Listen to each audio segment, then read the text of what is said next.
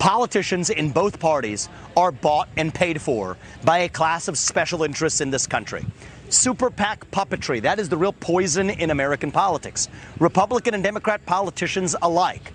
There are vested donor interests that stop the elected representatives from actually representing the people and only going back to representing the interests of the people who fund them. And it is a cardinal rule now in politics, Leland. I can tell you, as the sun rises in the east and sets in the west, every politician dances to the tune of their biggest donor.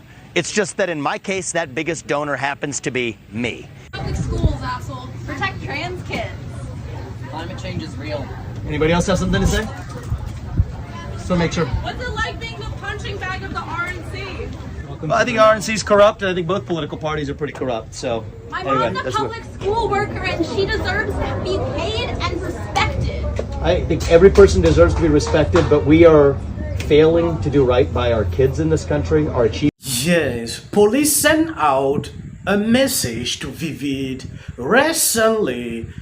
Vivek sent this out on Twitter, had a civil exchange with protesters today, right before two of them then got into their car and rammed it into ours. Those two should be held accountable, but the rest of the peaceful protesters should not be tarred by the behavior of two bad actors.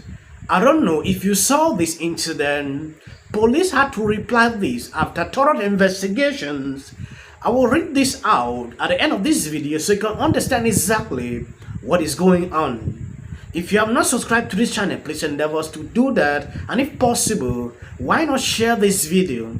And then this lunatic hits his car and drives off.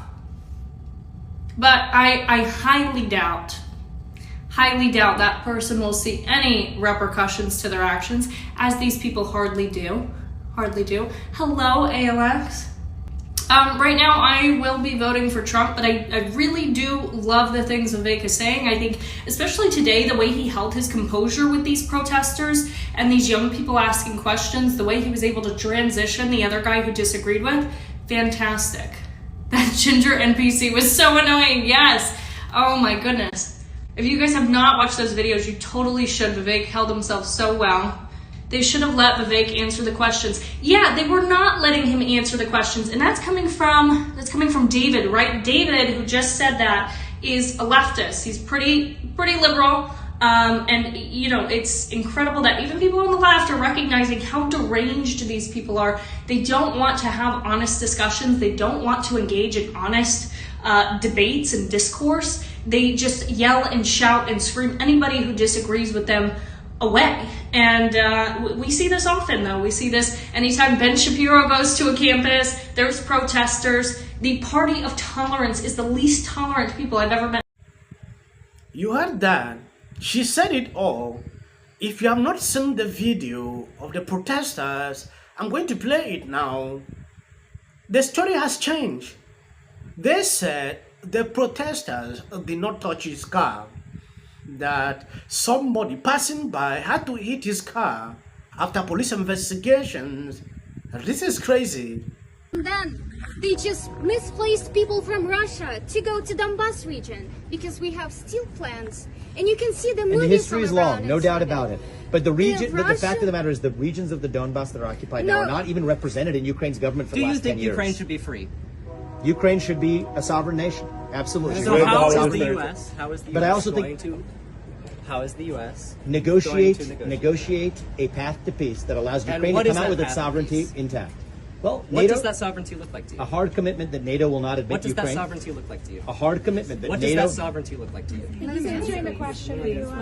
Whenever you're... Tell me when you're done, and then I'll answer the question. Yeah, answer the question. NATO will not admit Ukraine to NATO, and should not admit Ukraine to NATO. Why not? Because we made a commitment in 1990, and I believe in standing by our commitments, that NATO would not expand 1 inch, not 1 inch past East Germany.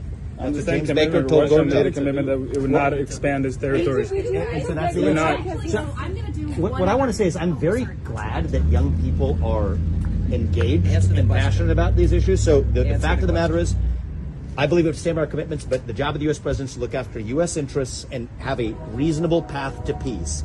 And I think the path that we're on right now is not going to be good for Ukraine. It's not going to be good for America. It is taking us closer to major conflict. That is it. This resulted vivid opposing aid to Ukraine was the major issue why that happened. But it is concerning.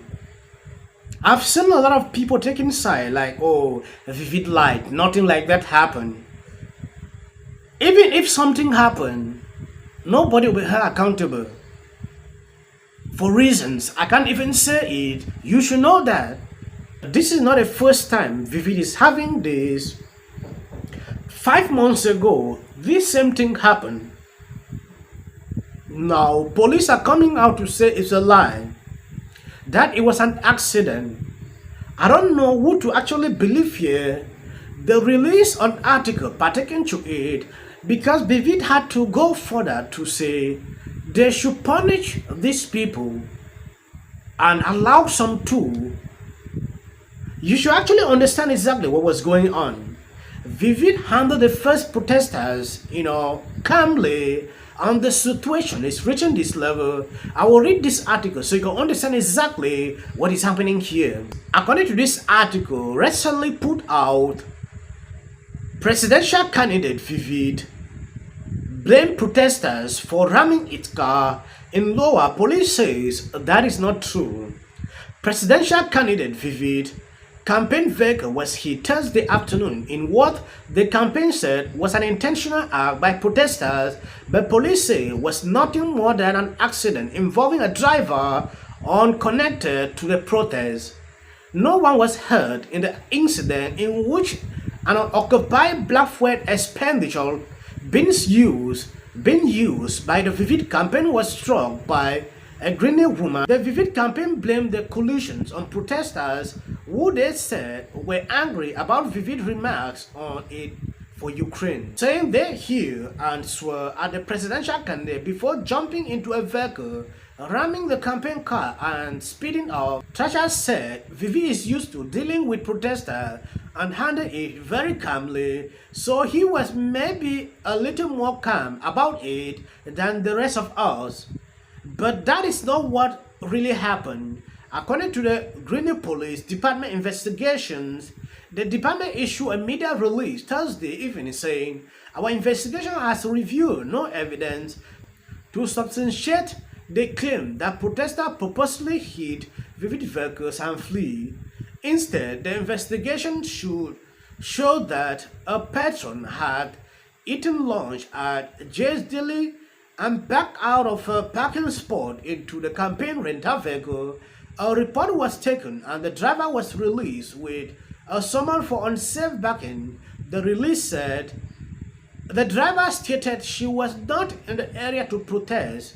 She did not know who the vehicle she struck belonged to. Good, and then he went silent and he goes, "Oh, never mind." No.